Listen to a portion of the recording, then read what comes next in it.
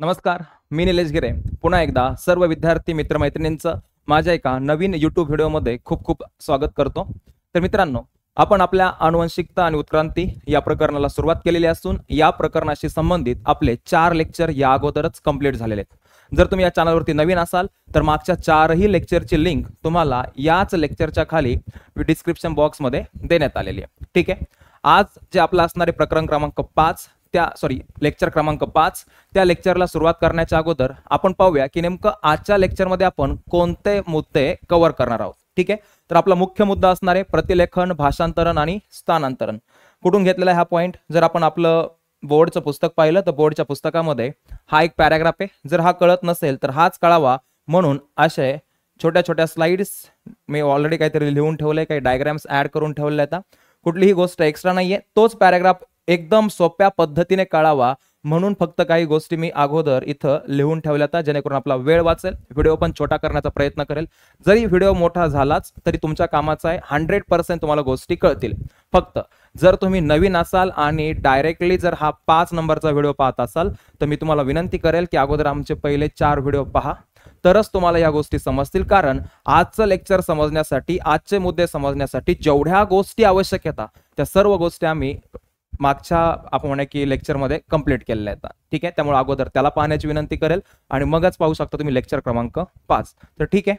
तर पहा, जर आपण इथं आलोत तर याच्यामध्ये हा एक पॉइंट आहे, पॅराग्राफ आहे. पॅराग्राफ किंवा परिच्छेद म्हणा. या परिच्छेदामध्ये काही शब्द येतात, जसं की एक शब्द आहे महत्वाचा, कोण? Central dogma. एक शब्द आहे महत्वाचा, तो कोण? प्रतिलेखन. मग सेंट्रल डोग्मा, प्रतिलेखन असे काही महत्वाचे मुद्दे आहेत. नेहमीप्रमाणे आपण काय करूया की अगोदर आपण जे इथं मी सगळं लिहून ठेवलंय त्याच्यात काय ते पाहूया. हे सगळं शिकून मग आपण त्या पॅराग्राफकडे येऊया की आपल्याला तो पॅराग्राफ समजतोय का. जर व्हिडिओ शेवटपर्यंत पाहिला, या अगोदरचे 4 लेक्चर पाहिले असतील तर 100% तुम्हाला सेंट्रल डोग्मा आणि प्रतिलेखन कळणार, याची मी काय देतो? गॅरंटी. ठीक आहे. तर पहा, पहिला पॉइंट काय आहे? Central dogma. सेंट्रल डोग्मा म्हणजे काय? तर आपल्या जर त्या लाईन नुसार पाहिलं आपल्या परिच्छेदातलं तर सिंपल मिनिंग आहे, डीएनए आरएनए ची मदत घेतो आणि प्रथिने बनवतो. डीएनए आरएनएच्या मदतीने प्रथिने बनवणं, ह्यालाच काय म्हणायचं? Central dogma. मग पहिला मुद्दा किंवा पहिला पॉइंट तर हाच आहे, सेंट्रल डोग्माची काय गरज आहे? तर सेंट्रल डोग्माची गरज आहे काय बनवण्यासाठी? प्रथिने बनवण्यासाठी. मग प्रथिने बनले तर मग आपण म्हणूया की आपल्या बॉडीच्या आतमध्ये किंवा शरीरामध्ये काय घडतोय? Central dogma. तर पहा, हा जो सेंट्रल डोग्मा आहे तो सेंट्रल डोग्मा कसा आहे? डीएनए आरएनएच्या मदतीने काय बनवतो? प्रथिने. परंतु डीएनए पासून अगोदर आरएनए बनवले जातात, या प्रक्रियेला आपण काय म्हणणार येतं? प्रतिलेखन. 2 धाग्याचा जो आमचा डीएनए, त्या 2 धाग्याच्या डीएनए पासून 1 धाग्याचा आरएनए बनवणं, या प्रक्रियेला काय म्हणायचं? प्रतिलेखन. डीएनए केंद्रकात बसलाय, केंद्रकातून बाहेर येत नाही. मग डीएनए पासून आरएनए बनवण्याची प्रक्रिया पण कुठे होणार? केंद्रकामध्ये. मग प्रतिलेखन कुठं होतं? केंद्रकामध्ये. आता डीएनए ने जो आरएनए बनवलाय त्या आरएनए कडे डीएनए ने माहिती दिली आहे, एक कोड दिलाय, संकेत दिलाय, ज्याला आपण म्हणणार आहे ट्रिपलेट कोडॉन, 3 न्यूक्लियोटाइडचा संच, एका अमिनो आम्लाकरता कोड. हे सगळं आपण पाहूया ज्यावेळेस आपण काय शिकूया? भाषांतरण. सगळं समजेल स्टेप बाय स्टेप गेल्याच्या नंतर. ठीक आहे.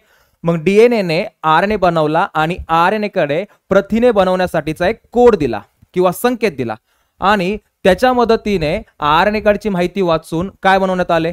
प्रथिने बनवण्यात आले. या प्रक्रियेला काय म्हणतात? भाषांतरण. की याच्यावरचा कोड प्रथिनामध्ये आपण कन्व्हर्ट केला, चेंज केला. मग डीएनए पासून किंवा डीएनए ने आरएनएच्या मदतीने प्रथिने बनवले. एक टप्पा झाला प्रतिलेखनाचा, एक टप्पा झाला कुठं? भाषांतरणाचा. मग डीएनए पासून जो आरएनए बनवला तो आला, ही प्रक्रिया झाली केंद्रकात, तो नंतर बाहेर आला कुठं? पेशी द्रव्यामध्ये. आणि पेशी द्रव्यामध्ये रायबोझोम नावाचा एक पेशी अवयव आहे, तो आपण पाहूया भाषांतरणादरम्यान. त्याने काय केलं? आरएनए वरचा सर्व संकेत वाचला आणि तो संकेत वाचून त्याने एकानंतर एक साखळीमध्ये अमिनो आम्ल जोडले. एक अमिनो आम्ल पेप्टाइड बंधाने दुसऱ्या अमिनो आम्लाशी जोडला, तिसरा, असे अनेक पेप्टाइड बंधाने अमिनो आम्ल जोडले गेले आणि एक लांब साखळी बनली, त्याला आम्ही काय म्हणतो? प्रथिने. मग अमिनो आम्लाची श्रंखला किंवा साखळी जी की एकमेकाला पेप्टाइड बंधाने बांधलेली असते त्याला आम्ही काय म्हणतो? प्रथिने किंवा प्रोटीन्स. या पूर्ण प्रक्रियेला आपण काय म्हणणार येतं? Central dogma. मग प्रथिनांची एवढी गरज काय? तर आपलं शरीर काम करतं म्हणजे आपल्या शरीरातली एक पेशी काम करते, म्हणून तर आपण म्हणतो की सजीवाच्या शरीरामध्ये काम करणारं एकक, कार्य करणारं एकक कोण आहे? पेशी. पेशी हे सजीवाच्या शरीराचं कार्यात्मक एकक आहे, असं ऐकलं असेल. आणि बॉडी किंवा आपलं शरीर बनवणारा सगळ्यात छोटा घटक पण तोच आहे, म्हणजे बॉडीची रचना किंवा शरीराची रचना करणारा छोटा एकक पण तोच आहे. म्हणून पेशी हे सजीवाच्या शरीराच्या रचनेमधलं छोटं एकक आहे, म्हणजेच रचनात्मक एकक प्लस आपल्या शरीरात काम करणारा सगळ्यात छोटा एकक पण कोण आहे? पेशी. मग जेव्हा आपण म्हणतो की आपलं शरीर काम करतंय, म्हणजे आपल्या शरीरामधल्या कोण काम करत असतात? पेशी काम करत असतात. मग आपल्या शरीराला म्हणजेच पेशींना काम करण्यासाठी अनेक कामांसाठी कोणाची गरज असते? प्रथिनांची. तसंच आपण काय म्हटलं की मागच्या पिढीने पुढच्या पिढीला गुणधर्म पाठवले. मागच्या पिढीने पुढच्या पिढीला गुणधर्म तर पाठवले, पण कोणाच्या मार्फत पाठवले? तर आपण पाहिलं तर गुणसूत्र आले, मागच्या लेक्चरमध्ये पाहिलं. गुणसूत्रांमध्ये डीएनए आला आणि डीएनए मध्ये जनुके आले. त्या जनुकाच्या स्वरूपात मागच्या पिढीकडनं पुढच्या पिढीकडे काही जैविक गुणधर्म संक्रमित झाले, अनुवंशिकता झाली. ते जे सजीवाचे गुणधर्म आहेत, ज्याची माहिती मागच्या पिढीने आपल्याला दिलेली आहे, ते गुणधर्म आपल्या शरीरामध्ये दिसावा. जसं की समजा मला मागच्या पिढीने माहिती दिली आहे तपकिरी डोळ्याचा रंग असेल, परंतु तपकिरी डोळ्याचा रंग माझ्याकडे दिसावा याच्यासाठी तसा कोण बनला पाहिजेत? प्रथिने. जर ते प्रथिने बनले जे तपकिरी डोळ्याचा रंग दाखवण्यासाठी आवश्यक येतं, तरच माझ्याकडे डोळ्याचा रंग कोणता दिसेल? तपकिरी दिसणार आहे. म्हणजेच शरीरामध्ये वेगवेगळे कार्य करण्यासाठी आणि सजीवाचे जे गुणधर्म आहे, जसं की केसाचा प्रकार, डोळ्याचा रंग, डोळ्याची रचना, हातापायांची रचना, हे सर्व जे गुणधर्म आहेत, हे गुणधर्म दाखवण्यासाठी किंवा दिसण्यासाठी, दर्शवण्यासाठी कोणाची गरज आहे? प्रथिनांची. म्हणजेच आपल्याला खूप जास्त किंवा खूप आपण म्हणू की इम्पॉर्टंट आपल्यासाठी कोण? प्रथिने. कारण तेच पेशी कार्यासाठी, म्हणजे आपल्या शरीराच्या पेशी काम करतात त्यांच्यासाठी, आणि सजीवाची जी शारीरिक रचना आहे की सजीव कसा दिसेल, डोळे कसे असतील, केस कसे असतील, हात कसे असतील, हे सगळं दाखवण्यासाठी कोण आवश्यक आहेत आपल्याकडे? प्रथिने. म्हणून आपल्या शरीरात काय होणं गरजेचं आहे? सेंट्रल डोग्मा होणं गरजेचं आहे. ठीक आहे. मग प्रतिलेखनाची प्रक्रिया कुठं घडते? केंद्रकामध्ये. तर भाषांतरणाची प्रक्रिया कुठं घडते? पेशीद्रव्यामध्ये.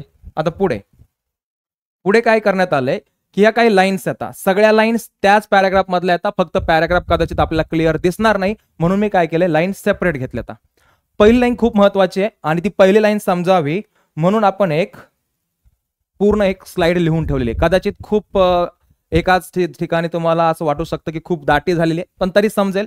ठीक आहे, आपण ज्यावेळेस स्टेप बाय स्टेप पाहूया. मग पहा लाईन कोणती आहे आणि ती लाईन समजण्यासाठी एवढी मोठी स्लाइड का गरजेची आहे. लाईन अशी आहे, डीएनए मध्ये असलेले कोण? जनुके. तर आपल्याला माहिती आहे डीएनए जर आपण बाजूला काढला तर डीएनए एक लांब धागा आहे आणि मग डीएनएच्या छोट्या छोट्या तुकड्यांना आपण काय म्हणतो? जनुके. पण नेमकं डीएनएच्या कोणत्या तुकड्याला जनुक म्हणायचं? डीएनएचा एक असा तुकडा ज्याच्यापासून एक असा आरएनए बनेल की ज्या आरएनए वरची जर आम्ही माहिती वाचली तर एक पूर्ण प्रोटीन म्हणजे प्रथिने बनवू शकतो. मग डीएनएचा एक असा तुकडा ज्याच्याकडे एक पूर्ण प्रथिने बनवण्यासाठीचा संकेत किंवा माहिती असते, डीएनएच्या तेवढ्या तुकड्याला काय म्हणायचं? जनुक. ठीक आहे. मग आपल्याला माहिती आहे डीएनए मध्ये असणारे जे कोण येतं? जनुके, ते आरएनएच्या मदतीने पेशीच्या कामकाजामध्ये भाग घेतात. ह्याचा अर्थ काय? डीएनए मध्ये जनुक येतं आणि जनुक पेशीच्या कामामध्ये सहभागी होत आहेत, पण डीएनए कुठं बसलाय? केंद्रकामध्ये. मग जनुक पण कुठं येतं? डीएनएच्या आतमध्ये म्हणजे केंद्रकामध्ये. हे जनुक पेशीमध्ये काम करायला बाहेर येणार आहेत का? नाहीये. तरी सुद्धा जनुके कसे कामामध्ये सहभागी होत आहेत? तर कोणाच्या मदतीने? आरएनएच्या मदतीने पेशीच्या कामकाजामध्ये भाग घेतात. तसंच शरीराच्या रचना व कार्य यावर नियंत्रण ठेवतात. जर ही स्लाइड शेवटपर्यंत पाहिली तर ही लाईन तुम्हाला 100% कळेल, म्हणजे कुठलीच गोष्ट आपल्याला पाठ करण्याची काय नाहीये, गरज नाहीये. अगोदर हे समजून घेऊ आणि मग परत त्या लाईनला समजायला माघारी जाऊया. ठीक आहे. समजा मी हा एक डीएनएचा रेणू दाखवलेला आहे. 2 साखळ्या असतात, डीएनएचा रेणू आहे आणि इथं मी एक एवढा ब्लू कलरचा बॉक्स केलाय, इथं एक ब्लू कलरचा बॉक्स केलाय, निळ्या कलरचा बॉक्स दिसतोय. तर डीएनएचा एवढा जो तुकडा आहे, आता हे काय दाखवलंय डीएनएच्या आतमध्ये AGTC, हे त्यांना समजेल ज्यांनी अगोदरचे लेक्चर पाहिलेले आहेत. ठीक आहे. हे 2 डबल बॉन्ड 3 बॉन्ड काय ते पण तुम्ही अगोदर पाहिलं असेल तर कळून जाईल. तर हा तुकडा आहे एक जीन, त्याला म्हणतात जनुक. मी त्याला म्हटलंय जनुक अ. हा एक दुसरा तुकडा आहे, मी त्याला म्हटलंय जीन बी किंवा जनुक ब. ठीक आहे. तर पहा या जनुक अ कडे कशाबद्दलची माहिती आहे? तर या जनुक अ कडे एक प्रथिने बनवण्याची माहिती आहे, त्या प्रथिनाचं नाव आहे एक्स प्रथिने. म्हणजेच या पेशीला जर काम करण्यासाठी एक्स प्रथिनाची गरज असेल तर तो एक्स प्रथिने कसा बनवायचा याची माहिती ठेवणारा हा कोणता जनुक आहे? जनुक अ. तसंच हा एक आहे जनुक ब, हा एक तुकडा आहे म्हणजे जनुक आहे, जीन आहे, जीन बी म्हणा किंवा जनुक ब म्हणा मराठी मीडियमच्यात आपण, ठीक आहे. तर याच्याकडे डोळ्याच्या रंगासाठी माहिती आहे. म्हणजेच काय, याच्याकडे असा प्रथिने बनवण्यासाठीची माहिती आहे की जर तो प्रथिने बनला तर त्या व्यक्तीच्या डोळ्याचा कोण दिसणार आहे? रंग दिसणार आहे. ठीक आहे, म्हणजे त्या व्यक्तीच्या शारीरिक गुणधर्माची माहिती आहे. शारीरिक गुणधर्म कोणता? डोळ्याचा रंग. मग त्या व्यक्तीच्या शरीराची रचना करताना डोळ्याचा रंग कोणता दाखवायचा याच्यासाठी जो प्रथिने त्याच्या शरीरात बनला पाहिजे त्याची माहिती असणारा हा जनुक कोण आहे? ब आहे. आता ती लाईन समजायची आपल्याला म्हणून आपण एवढी एक डायग्राम काढलेली आहे. तर पहा, तोच डीएनए मी इथं घेतलाय. मग ही पूर्ण एक कोण आहे? पेशी. हा पेशीच्या आतमधला जो आहे तो केंद्रक, तो मध्ये असतो पण थोडासा आपल्याला जागा पुरावी म्हणून आपण त्याला एका साईडला दाखवलंय. मग हाच डीएनए मी इथं घेतला, तोच जनुक अ इथे तुकडा आहे, व्हाईट कलर मध्ये त्याला बॉक्स दाखवलेला आहे. तोच तुकडा कोणता आहे? ब तुकडा आहे. ठीक आहे, आता दोन धाग्याचा, तर डीएनए जर दोन धाग्याचा असेल तर डीएनएचा तुकडा म्हणजे जनुक पण किती धाग्याचा असेल? दोन धाग्याचा. मग एवढा जो दोन धाग्याचा डीएनए किंवा जनुक आहे त्याच्यापासून मी एक धाग्याचा कोण बनवला? एक आरएनए. इथं पण जनुक बी हा जो दोन धाग्याचा डीएनए किंवा जनुक आहे त्याच्यापासून एक धाग्याचा मी कोण बनवला? आरएनए. आता वरचा जनुक कोणत्या प्रथिनाची माहिती ठेवतोय? एक्स प्रथिनाची. आणि हा जो जनुक ब आहे तो डोळ्याचा रंग दाखवण्यासाठी लागणारा जो प्रथिन आहे त्याच्यासाठीची माहिती ठेवतोय. मग दोघांकडनं पण दोन धाग्याच्या डीएनए पासून एक धाग्याचा आरएनए, दोन धाग्याच्या डीएनए पासून एक धाग्याचा आरएनए, हा पहिला टप्पा. डीएनए पासून आरएनए बनणं कोण? प्रतिलेखन. हे कसं झालं, प्रतिलेखन कसं होतं हे समजण्यासाठी आपण थोडंसं पुढे आल्याच्या नंतर हे पाहूया. इथं मी तुम्हाला एक व्यवस्थित डायग्राम दाखवलेली आहे, तिथं खूप क्लिअरली कळेल की कशा पद्धतीने काय घडतं प्रतिलेखन. पण अगोदर आपण सेंट्रल डॉग्मा आणि ती जी लाईन आपली महत्वाची ती समजून घेऊया. ठीक आहे, आता हा बनला आरएनए. तर हा जो आरएनए बनला, ह्या आरएनए कडे सगळी माहिती आहे. ह्याच्याकडे दिलाय कोड कोणता प्रथिने बनवण्याचा? एक्स प्रथिने. याच्याकडे दिलाय कोड तो प्रथिने बनवण्याचा ज्याच्यामुळे डोळ्याचा काय दिसणार आहे? रंग दिसणार आहे. म्हणजे त्या सजीवाचं एक शारीरिक का, त्या सजीवाचं एक आपण म्हणूया की गुणधर्म किंवा ज्याला आपण म्हणत होतो की एका पिढीकडून पुढच्या पिढीकडे जैविक लक्षण. मग ते त्या जीवाचं लक्षण, त्या सजीवाचं लक्षण म्हणजे डोळ्याचा रंग दिसणार आहे. आणि मग ह्याचा अर्थ असा आहे की याच्यासाठी गरज असते काय बनवण्याची? प्रथिने बनवण्याची. ठीक आहे, मग पहिला टप्पा झाला प्रतिलेखन, डीएनए पासून बनला आरएनए. आता दोन्ही आरएनए मी काय दाखवले तर कुठं आले? बाहेर, केंद्रकाच्या बाहेर म्हणजे पेशी द्रवामध्ये येऊन पडले. जसा हा आरएनए तो प्रथिने बनवण्यासाठी कोड घेऊन आलाय म्हणजे तो एक संदेश घेऊन चाललाय म्हणून त्यांना कोणता आरएनए म्हणतात? संदेशवाही आरएनए. मग हा पण कोण झाला? संदेशवाही आरएनए. तो संदेश घेऊन आलाय. त्याच्यावरचा जो संदेश आहे ऍक्च्युअली त्याच्यावरती संकेत आहे, कोड आहे. तो कोड वाचायचं काम हा एक पेशी अवयव करणार आहे. त्याचं नाव कोण आहे? रायबोझोम. मग ह्याचं पण नाव कोण आहे? रायबोझोम. मग मेसेज जो घेऊन आला, संदेश जो घेऊन आला, ज्याच्या जो एक कोड आणला, संकेत आणला, ट्रिपलेट कोडांचे शिकणार तिथं आपण, तो कोणासाठी आहे? प्रथिने बनवण्यासाठी. तो कोड कोण घेऊन आलाय? हा संदेशवाही आरएनए. त्याच्यावरती कोण बसले? रायबोझोम. ठीक आहे, रायबोझोमने कोड वाचायला सुरुवात केली. रायबोझोम जसा कोड वाचायला किंवा संकेत वाचायला लागला त्याला कळलं की मला एका नंतर एक चैन मध्ये अमिनो आम्ल जोडण्यासाठी कोड दिलाय. आता हा कोड पाहून मी तसे अमिनो आम्ल जोडले तर त्या पद्धतीचा कोण बनेल? प्रथिने. मग त्याने ते वाचायला सुरुवात केली. ते वाचायला तर सुरुवात केली परंतु ते वाचताना त्याच्याकडे स्वतःकडे चैन मध्ये जोडण्यासाठी कोण नाही येतं? अमिनो आम्ल.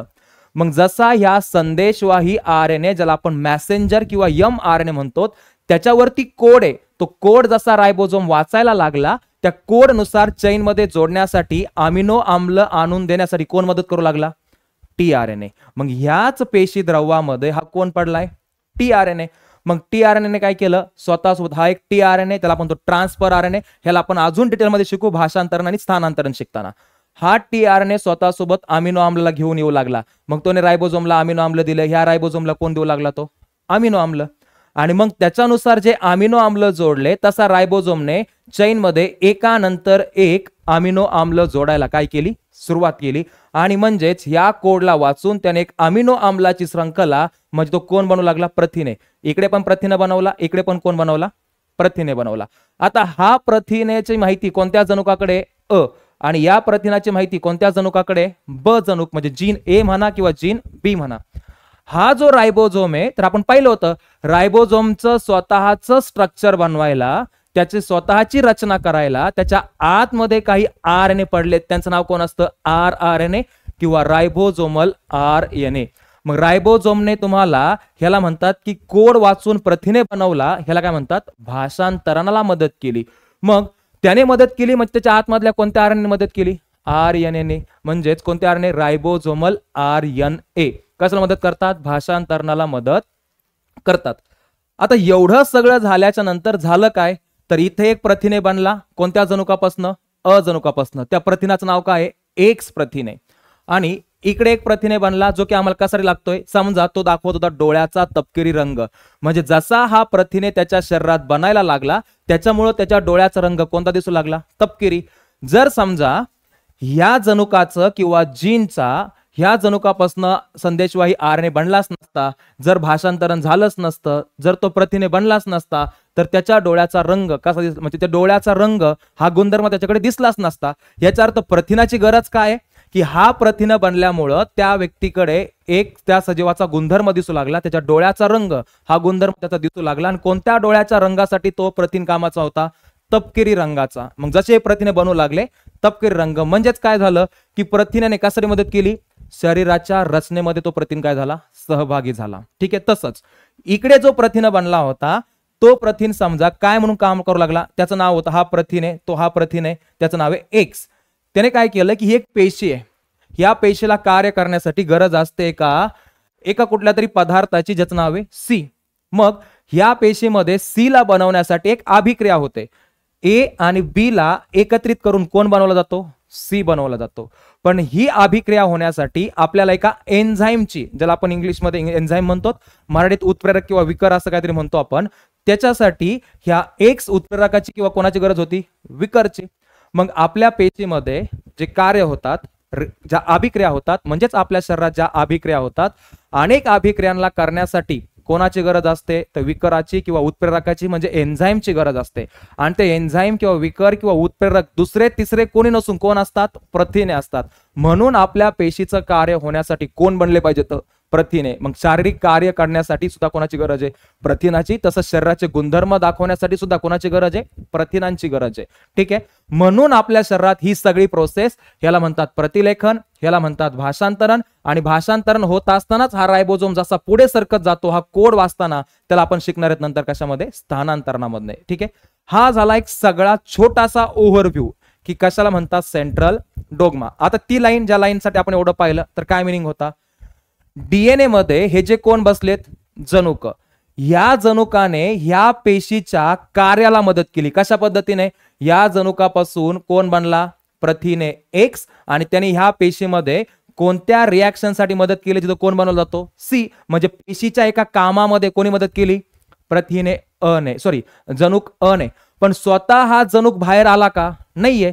त्याला पेशीच्या कामामध्ये सहभागी होण्यामध्ये इंटरेस्ट आहे, ठीक आहे, उत्सुकता आहे, पण तो स्वतः बाहेर येत नाही. मग तो काय करतो, तो त्याच्यापासून RNA बनवतो. मग हा RNA, हा tRNA, हा mRNA, या रायबोझोमच्या आतमध्ये असणारा rRNA, अनेक RNAची त्यांनी काय केली, मदत घेतली आणि त्याच्या मदतीने एक प्रथिने बनवून सहभागी झाला. तो कशाच्या आतमध्ये, पेशीच्या कार्यामध्ये. तसंच हा जो जनुक आहे, त्या जनुकाने RNA बनवला, इथं mRNA, ह्याच्या आतमध्ये rRNA बसलाय, इथून tRNA अमिनो आम्ल आणून दिले. मग ह्या जनुकाने RNA ची मदत घेऊन एक प्रथिने बनवला आणि त्या प्रथिनामुळे त्या सजीवाचं एक काय दिसतोय, गुणधर्म दिसतोय. त्या सजीवाच्या शरीराची रचना करण्यासाठी आवश्यक असणारा डोळ्याचा रंग हा एक गुणधर्म दिसू लागला.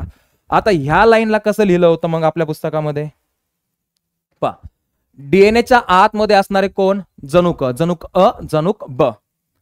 RNAच्या मदतीने कोणत्या RNAची मदत घेतली, mRNA, rRNA, tRNA. कशी घेतली त्याला आपण डिटेलमध्ये अजून शिकणार आहेत. पेशींच्या कामकाजामध्ये काय होतात, भाग घेतात. मग जनुक अ पण सहभागी झाला, जनुक ब पण सहभागी झाला, पण डायरेक्ट काम करायला नाही आले. कोणाची मदत घेतली, RNAची आणि कोण बनवले प्रथिने. मग त्यांनी पेशीच्या कामकाजामध्ये जसं की पेशीला C बनवायचा होता त्यासाठी A आणि B ला मिक्स करण्यासाठी X प्रथिनाची गरज होती तर त्याच्यासाठी कोण सहभाग झाला आपला जनुक अ. म्हणजे जनुक RNAच्या मदतीने पेशीच्या कामकाजामध्ये काय झाला सहभागी.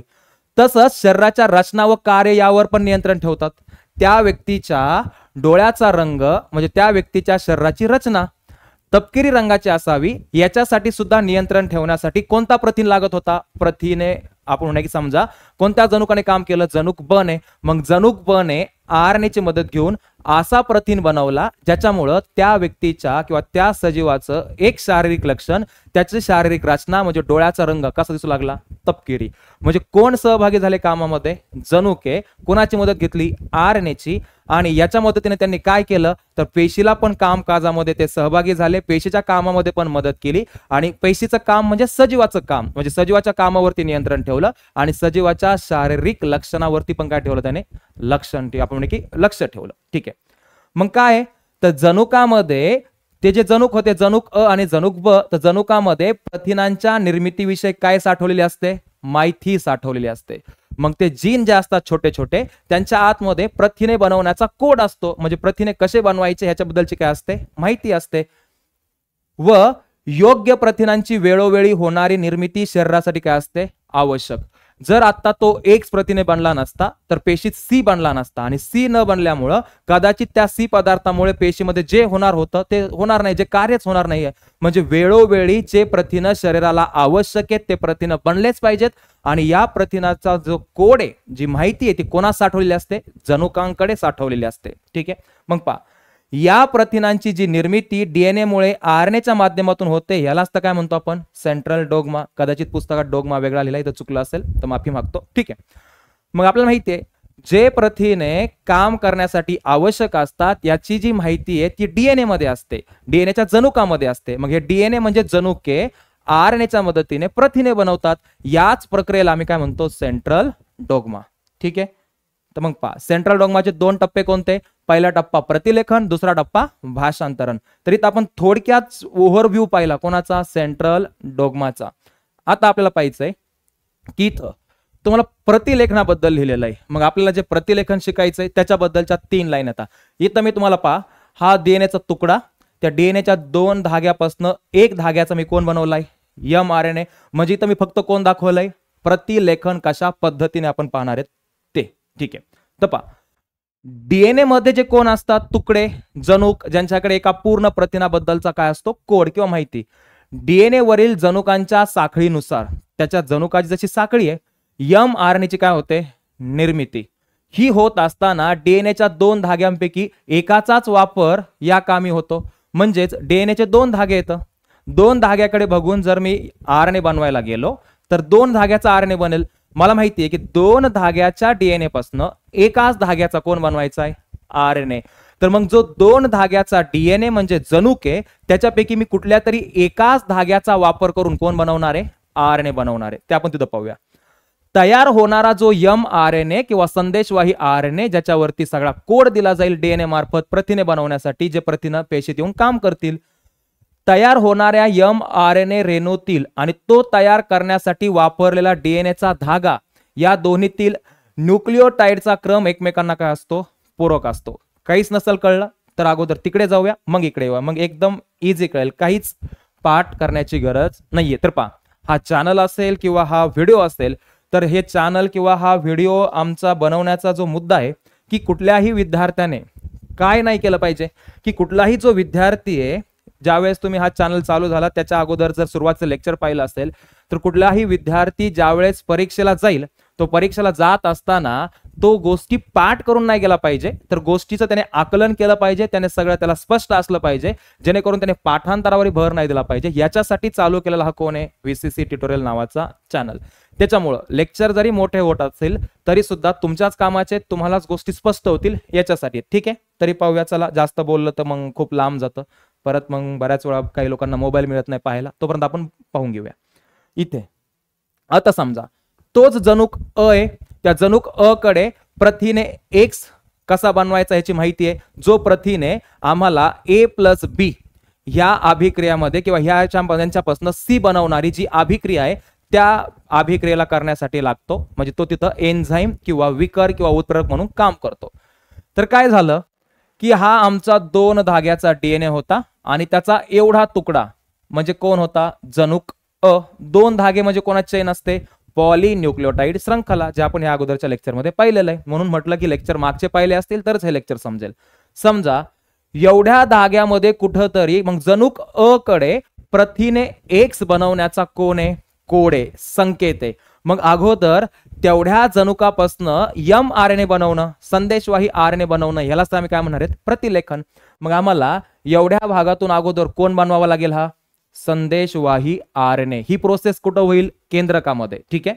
तर मग पहा 2 धागे येतं, तर 2 धागे मला एकमेकापासून काय करावं लागतील, बाजूला घ्यावे लागतील, तरच मी त्यांच्यामधून कोण बनवू शकतो, एक एम आर एन ए किंवा संदेशवाही आर एन ए. ठीक आहे.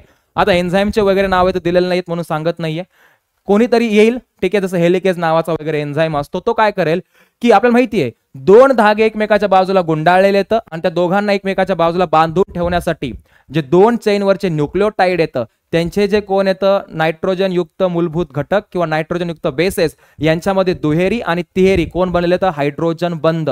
तिथं आपल्याला माहिती आहे की नायट्रोजन युक्त जे मूलभूत घटक येतं त्यांच्या पूरक जोड्या ए आणि टी मध्ये डबल बॉन्ड किंवा दुहेरी बंध आणि सी आणि जी मध्ये तिहेरी बंध, हायड्रोजन बंध, हे सगळं पाहिलेलं आहे आपण. त्याच्यानुसार हे पूर्ण स्ट्रक्चर आहे कोणाचं, डीएनएचं.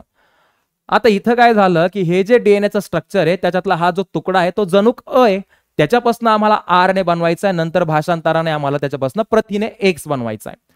मग मला अगोदर तेवढे 2 धागे एकमेकापासून सेपरेट करावे लागतील, म्हणून कोणते बॉन्ड तोडावे लागतील, हायड्रोजन बॉन्ड किंवा हायड्रोजन बंध. मग कोणता तरी एक एन्झाईम आला आणि त्याने काय केलं, हे सगळे बंध तोडून टाकले, म्हणून 2 चेन एकमेकापासून काय झाल्या, बाजूला गेल्या. ठीक आहे. मग एवढा जो आहे तो आहे आपला जनुक अ. त्याच्यात किती धागे येतं, जनुक जर डीएनएचा तुकडा असेल तर डीएनएचे 2 धागे, तर जनुकाचे पण किती धागे, 2च धागे. पण काय झालं की त्या 2 धाग्यापासून, त्या 2 धाग्याकडे जर कोड आहे पण आम्हाला 2 धाग्यापासून एकाच धाग्याचा कोण बनवायचा आहे, संदेशवाही आर एन ए. मग काय केलं जातं की हा बनवताना एकाच कोणत्या तरी धाग्याचा वापर केला जाईल. मग हा एक धागा आहे, हा दुसरा धागा आहे आणि धागा म्हणजे पॉलीन्यूक्लियोटाइड श्रृंखला आहे. आणि जर हे नंबर थोडंसं जर अजून डिटेलमध्ये जाऊन पाहिलं आपण तर एकाचं नाव असतं 5' to 3' चा धागा आणि दुसऱ्याचं नाव असतं 3' to 5' चा धागा. 5' 3' काय असतं ते पण बेसिक मध्ये आपण कव्हर केलं होतं. ठीक आहे. तर पहा, समजा हा एक धागा आहे, या धाग्याकडे बघून जर मी कोणाला बनवायला सुरुवात केली, आर एन ए ला, तर जसं की समजा आपल्याकडे मूर्ती बनवण्यासाठी एक साचा असतो, मग साचा बघून आपण काय बनवतो, मूर्ती. तसंच सेम आहे, या धाग्याला पाहून जर मी कोण बनवणार आहे, हा संदेशवाही आर एन ए, तर तो जो धागा आहे तो कोण झाला, साचा. त्याला म्हणतात इंग्लिशमध्ये टेम्पलेट स्ट्रँड. मग समजा पहा, याच्याकडे पाहून मी आर एन ए बनवायला सुरुवात केली. इथं असा न्यूक्लियोटाइड होता ज्याच्याकडे ए होता. मग आपल्याला माहितीये ए च्या पुढे मी डीएनए असतं तर टी असतो, पण आता बनवायचा आहे कोण, आर एन ए. मग ए च्या पुढे कोण घेतला, यू घेतला. ठीक आहे. टी इथं, तर टी कडे बघून मग इथं कोणता न्यूक्लियोटाइड जोडला ज्याच्याकडे कोण आहे, ए. जी आहे इथं, तर जी च्या बघून कोण जोडला मी इथं, सी. मी जोडला म्हणजे कोण जोडला, तर आपला तुम्हाला एक एन्झाईम असतो त्याचं नाव सांगतो. ठीक आहे. सी च्या पुढे जी, ए च्या पुढे टी नाही जोडता येत कारण आर एन ए मध्ये कोण असतो, यू असतो. टी च्या पुढे कोण जोडला, ए. अशा पद्धतीने हा एका धाग्याचा आर एन ए ज्याला म्हणतात संदेशवाही आर एन ए बनवू लागला. ठीक आहे. आणि मग मी त्याला असं खाली दाखवलेलं आहे. मग हा कोण बनलाय, एक धाग्याचा संदेशवाही आर एन ए, जो संदेश ज्याच्याकडे कोड आहे. मग आता तो काय करतोय, जनुक अ मधला प्रथिने बनवण्याचा कोड स्वतःकडे घेतोय. ठीक आहे. पण हे बनवत असताना तो किती धाग्यांचा वापर करतोय, तर जनुकामध्ये डीएनएचे 2 धागे आहेत पण तो एकच वापरतोय. मग प्रतिलेखन होत असताना म्हणजेच या जनुकापासनं किंवा डीएनए पासनं हा एका धाग्याचा आर एन ए बनत असताना डीएनएच्या 2 धाग्यापैकी फक्त एकाच धाग्याचा वापर केला जातो. ज्याचा वापर केला जातो त्याला कोणता धागा म्हणतात, साचा धागा किंवा टेम्पलेट स्ट्रँड. दुसरी गोष्ट, ज्या धाग्याचा वापर केला जातो आणि जो एका धाग्याचा RNA बनत असतो यांच्यामध्ये तुम्हाला पूरक जोड्या पाहायला मिळतात. जसं की पूरक म्हणजे काय आपल्याला माहिती आहे, A च्या पुढे पूरक जोडी कोणाची असते? T ची, आणि C च्या पुढे कोणाची असते? G ची. मग हा धागा वापरलाय आणि त्याच्यापासून एका धाग्याचा कोण बनत चाललाय? RNA. तर पहा, समजा T च्या पुढे कोण आहे? A. C च्या पुढे कोण आहे? G. G च्या पुढे कोण आहे? C. फक्त इथं जर A असेल तर इथं पुढे T ठेवता येत नाही, तर इथं आपल्याला RNA मध्ये कोण ठेवावा लागतो? U. ते आपण पाहिलं होतं. तशीच केस आहे इथं पण. अजून कुठे A च्या पुढे कोण ठेवलाय मी? U. ठीक आहे. मग दोन धाग्यापैकी एकाच धाग्याचा वापर केला आणि जो धागा वापरला त्या धाग्यावरचे न्यूक्लिओटाइड आणि जो RNA बनवतोय त्याच्यातले न्यूक्लिओटाइड एकमेकांना काय असतात? पूरक असतात. फक्त फरक एवढा असतो की इथं T च्या ऐवजी कोण बनत असतो? U बनत असतो. मग हा एक धाग्याचा कोण बनत चाललाय? RNA. RNA ची चैन बनतेय, श्रंखला बनतेय, त्याला म्हणतात इंग्लिशमध्ये RNA चा पॉलिमर बनतोय. मग जो RNA ची चैन किंवा पॉलिमर बनवणारा असतो त्याला म्हणतात RNA पॉलिमरेज. ठीक आहे. मग एक एन्झाइम आहे, त्याचं नाव असतं RNA पॉलिमरेज. आपल्या सिलेबसचा भाग नाहीये म्हणून लिहिलेला नाहीये. तो हा धागा बनवायला किंवा तो एकानंतर एक न्यूक्लिओटाइड जोडत, कॉम्प्लिमेंटरी न्यूक्लिओटाइड जोडत, पूरक न्यूक्लिओटाइड जोडत कोणाला बनवतोय? संदेशवाही RNA ला. मग अशा पद्धतीने RNA बनत चाललाय आणि तो एका धाग्याचा पूर्ण बनलेला RNA मी बाजूला घेतलाय. मग हा कोण बनला? संदेशवाही RNA. दुसरी गोष्ट, मी तर आणखीन एक शब्द लिहिलाय, संकेती धागा किंवा कोणता स्ट्रँड? Coding strand. जो वापरला त्याला काय म्हणा? साचा. कारण त्याच्याकडे बघून कोण बनवला आम्ही? एक धाग्याचा RNA. दुसरी गोष्ट, ह्याच्यावर जो कोड तुम्ही घेतलाय जसं की UACCG, तो ऑलरेडी ह्याच्याकडे फक्त T आहे. T ला सोडा. समजा ACC, ह्याच्याकडे कोण आहे? ACC. इथं कोण आहे? GUA. इथं कोण आहे? GTA. म्हणजे जो कोड RNA कडे दिला तो कोड अगोदरच ह्या दुसऱ्या धाग्याकडे आहे. मग याचा अर्थ काय की कोड ह्याच्याकडे होता. ठीक आहे. कोड जो आहे प्रथिने बनवण्याचा तो कोणत्या धाग्याकडे? या धाग्याकडे. तो कोड आपल्याला घेता यावा म्हणून त्याच्या विरुद्ध धागा आपण काय म्हणून वापरला? साचा म्हणून वापरला. ठीक आहे. मग याला साचा म्हणून वापरला. मग याला साचा म्हणून वापरल्याच्या नंतर RNA वरती जी न्यूक्लिओटाइडचा क्रम आहे तो तोच आला जो खाली अगोदरच आहे. म्हणजे हा खरा कोणता धागा आहे? संकेती धागा. ह्याच्याकडे खरा कोड आहे, तो घेता यावा RNA मध्ये म्हणून आपण त्याच्या विरुद्ध असणारा धागा कोणता वापरला? साचा धागा. ठीक आहे. मग हे जर नाही कळलं साचा धागा, संकेती धागा, तर काय लक्षात ठेवायचंय? दोन धागे असतात, त्याच्यापैकी एकाच धाग्याचा वापर केला जातो काय बनवण्यासाठी? RNA बनवण्यासाठी.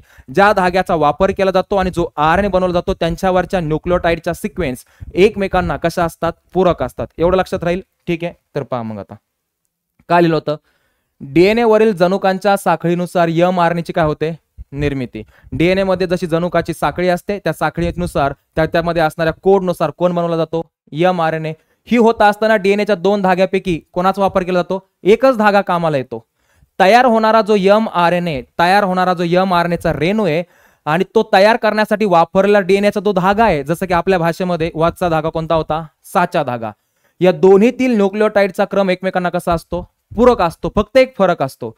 त्याचबरोबर DNA तील थायमिन ऐवजी जिथं DNA थायमिन ठेवायचा आहे तिथं mRNA मध्ये कोण असतो? युरॅसिल. कारण DNA मध्ये थायमिन आणि थायमिन आपल्याला कोणामध्ये सापडत नाही? RNA मध्ये. मग आपण बनवतोय कोण? संदेशवाही RNA. तर तो जो mRNA आपण बनवतोय त्याच्यामध्ये आपल्याला कोण ठेवता येत नाही? थायमिन. तर फक्त थायमिनच्या ऐवजी जो तयार होणारा mRNA त्याच्यात कोण असतो? युरॅसिल असतो. RNA तयार करण्याच्या या प्रक्रियेलाच काय म्हणतो आपण? प्रतिलेखन. मग दुहेरी धागाचा जनुक म्हणजे DNA, त्याच्यापासून एका धाग्याचा कोण बनवला? RNA. दोन धाग्यापैकी एकच धागा वापरला. जो धागा वापरला आणि जो RNA बनवला त्या दोघांमधला जो न्यूक्लिओटाइडचा सिक्वेन्स आहे तो एकमेकांना कसा आहे? पूरक आहे. फक्त काय फरक आहे? जिथं A च्या पुढे T जोडायला पाहिजे होता परंतु आम्ही बनवणारा RNA असल्यामुळे त्या जागेवरती फक्त कोण आहे? युरॅसिल आहे. इथं समजा सेंट्रल डोग्माचा पहिला टप्पा म्हणजे कोण? प्रतिलेखन. ठीक आहे.